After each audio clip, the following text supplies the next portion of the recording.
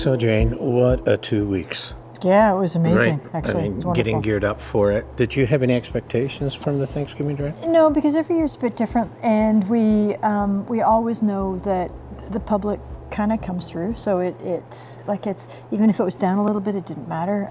But no expectations. But and how do I answer that? I'm kind of surprised. I'm never surprised by the generosity, but I wasn't sort of expecting it to go as well as it did. I thought it might be down a bit because last year was a banner year. For Yeah. some reason, the Thanksgiving drive took off last year Yeah. in ways we hadn't expected. And things have been really difficult for Londoners with the standard of living and stuff. So I thought it's probably going to be down.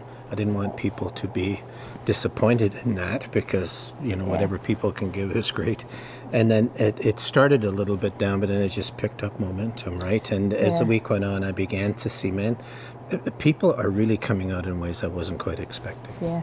I think part of the other thing is that the food cost has gone up over the past year as well.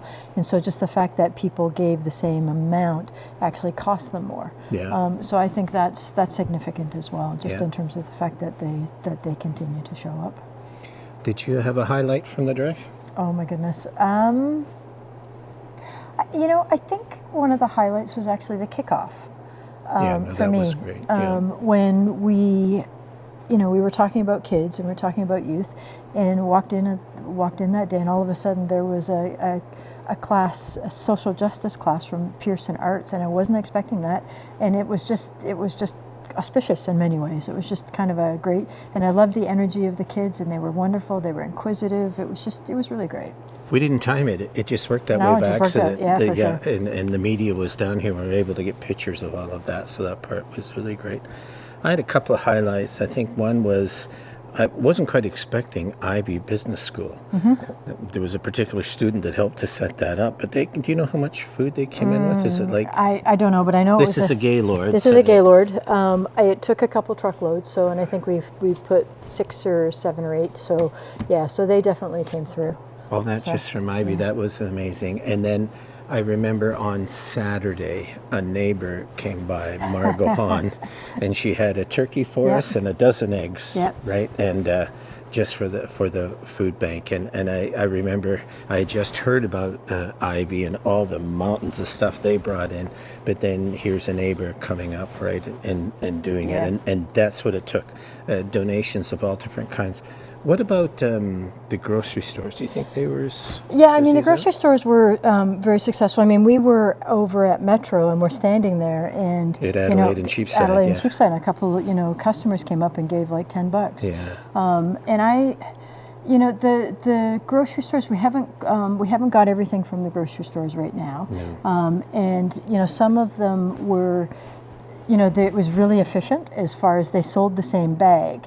And so that food will come to us in bulk, which is really great. But we don't actually know yet how much that is. So I think the grocery stores make a difference, and the grocery stores definitely make a difference when the Knights of Columbus head out. And what do they do? So the Knights of Columbus hand out bags at the grocery stores When people are coming in, and just kind of that extra reminder.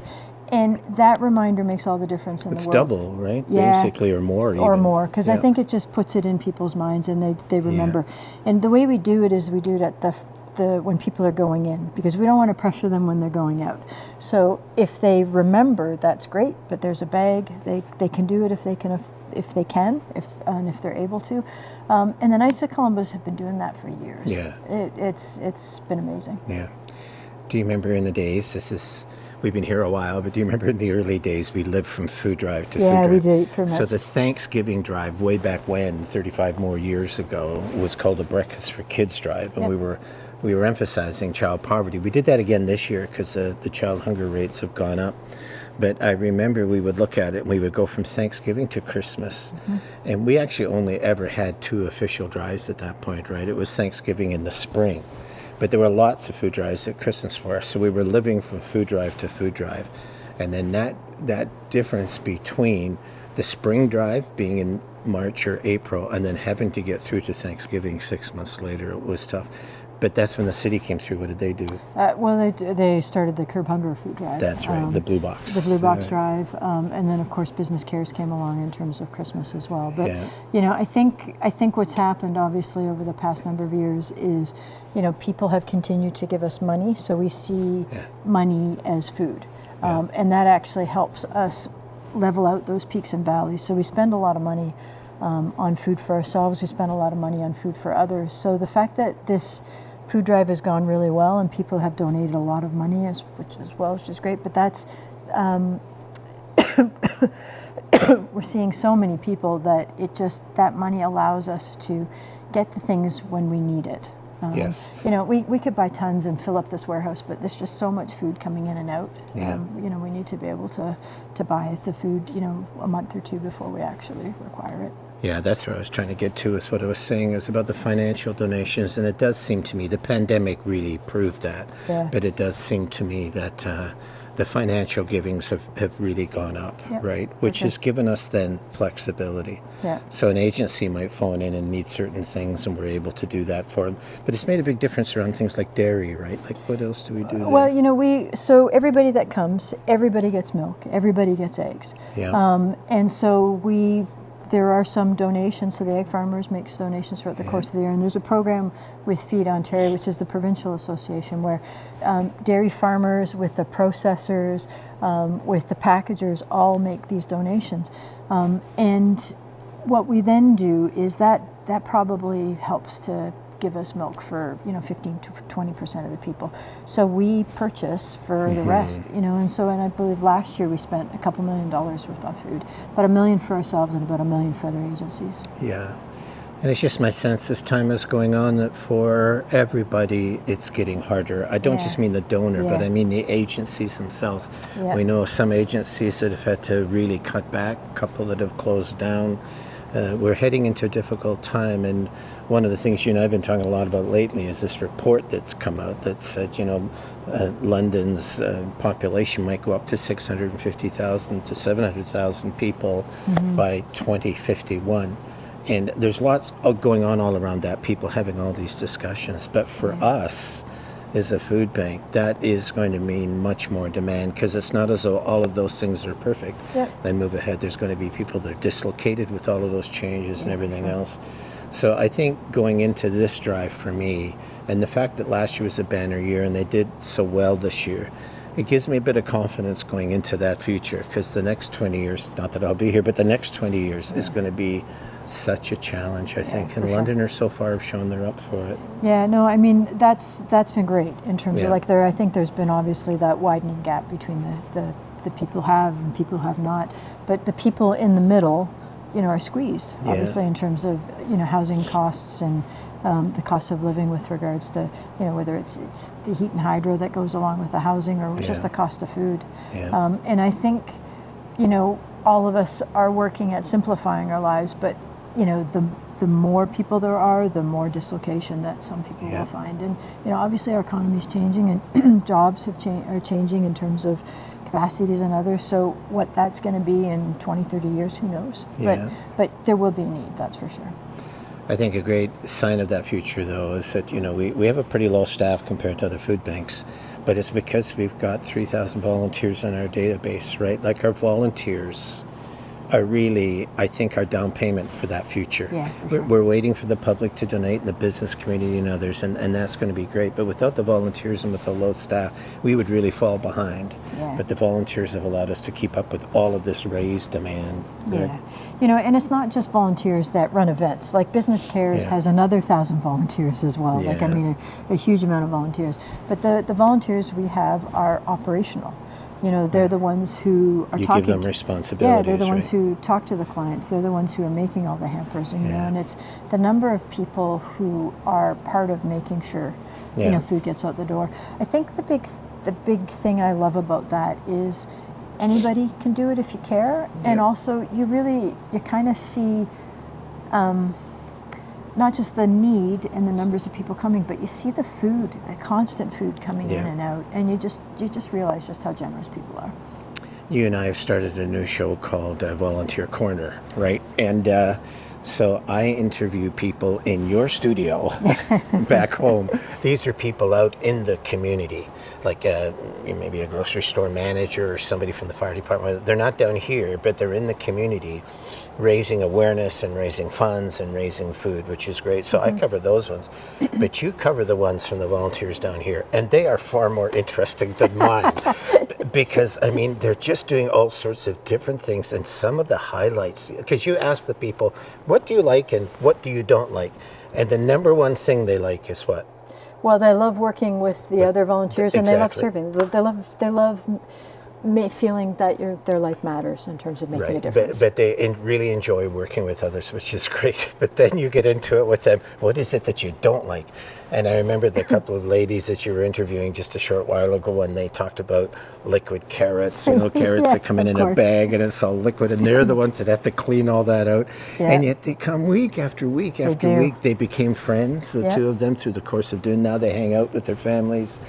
I mean, I think what you have done especially is you've made this place more accessible to the public so that they can see it's not populated with all these PhD people or whatever. It's just populated with average Londoners, people like you and me, but all of these other volunteers. And the fact it's a citizen movement and that it happens, I think probably for me about the food bank, that is the most important thing for me. That's the highlight for me. Is it's all citizens coming when everybody else is fighting about resources or whatever it is. These people just come down and make it all work. Yeah, I think that's really important. But there's so we have average people again, like you and I, but we actually have a fair number of retired professional folks. They're average people. Well, no, that's the whole point. Is that they've spent their lives and they've been really accomplished. That's right. But what they want to do is they just want to come down and they just want to make a difference. They don't want to be on the board. They don't want to manage. They don't want to lead. They just want to come and schlep food. And I that to me is incredible as well. It's kind of we're that great equaler. Yeah. We're kind of the great equaler when we talk about people coming to us for help in terms of the segments of society they come from as well. But we're the great equaler when it comes to volunteers, and I think that's great. And then there's kids who haven't had a chance to be a volunteer yet, right? Yep. Or own a home or whatever it is or get a job, but they're down here too. And, they're parts of families. Sometimes they come down as a school group. Sometimes they come down here because they're looking for volunteers for high school or whatever it is. But they're an important part of the team. So, and of course, the important part is the clients that are coming into us. I mean, it's close to 6,000 families a month, but I remember you sent me an email a couple of weeks ago saying you were just looking at the data. And 4 of our busiest months ever as a food bank in the 4 decades took place in this last year. Yeah, the last 12 months have been really, really tough for folks. Yeah. What we're starting to see is, so when we looked at our numbers last year, almost 10% of London's population got help from the food bank at one point or another. It doesn't matter how often they kind of came. And that's the food bank directly. And, what we're seeing is, now we're busier every month, and so we're obviously seeing an increase in the number of kids that are responsible. So these aren't so much the numbers of homeless youth, but we're seeing the family size actually go up a little bit. So we're up 15% with regards to the percentage of the kids that are coming. And we're still, over the past 2 years, we've doubled. And we've actually tripled in 5 years. So the fact that we're still seeing 6 to 10% growth is still concerning. We did see a dip in September's numbers, and part of that was really due to the fact that there's not as many international students so much anymore. And part of it was obviously the numbers, and part of it was the education campaign that Fanshawe and others did. Fanshawe was great at that, in terms of that. So, so I think when we undertake some of those things, we do see some of those dips, but there's still a really discouraging number of Londoners that need help. It's kind of tough. Seniors, 9-10% increase. Yeah, I mean, that's sure. a tough one for us to see. It's hard. But you've just in closing, you've always been interested in starting kind of a research arm to the food bank. So at this Food Drive press conference, we announced about how we're going to be working with Youth Opportunities Unlimited, with Young London, and also with Lawson Research, and to talk about all the homeless youth that are out there. We're all aware that research has been done about them and that kind of stuff, but what they eat It's actually something people don't know. Where did they get their food from? What kind of nutrition do they get? And because they're still growing, what the effect does it have if they don't get proper nutrition? So we're investing to help young London, to train these young researchers to go out with Lawson Research and Cheryl Forchuk from there, to get that information from the kids directly. So it's kids going out and interviewing kids. I find that pretty fascinating. Yeah, I love, you termed it once kind of living research, but proper research takes time and decades, and it's the checks, the double checks, et cetera, but the ability to do something kind of in real time, or even mine the data we already have, I think that's great. I think we only learn through research, and we may think we know the answer, but research is the one that either shows that we're right or shows where we're wrong. No, that's and right. I think research is incredibly important. But we're funding all of that, right, for those other groups. And part of why we're doing it is it's not so much just to help us, because we give out what we do, but to help the city and others to understand, because they too are questioning, where do these folks get their food? They're not really sure. So it's great that this drive has allowed us to move in that direction and do that.